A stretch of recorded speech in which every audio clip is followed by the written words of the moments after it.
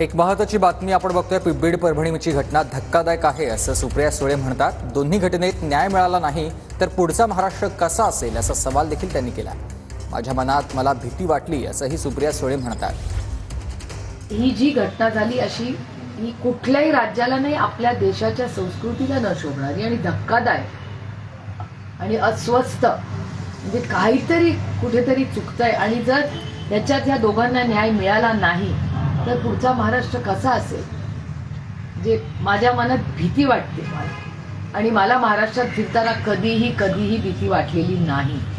पहिल्यांदा जेव्हा मी तुमच्याच चॅनलवर महिलांना बघता रडताना बघते, अस्वस्थ, आणि महिला म्हणतात की आम्हाला भीती वाटते.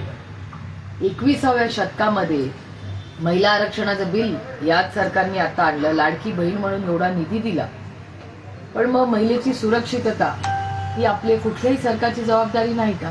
त्यामुळे माझ्या देवेंद्र फडणवीसांकडून खूप अपेक्षा आहे की ते महाराष्ट्राच्या दोन्ही कुटुंबांना नाही, महाराष्ट्राला त्यांनी न्याय द्यावा. एवढा मोठा मॅन्डेट या राज्यांनी त्यांना दिला.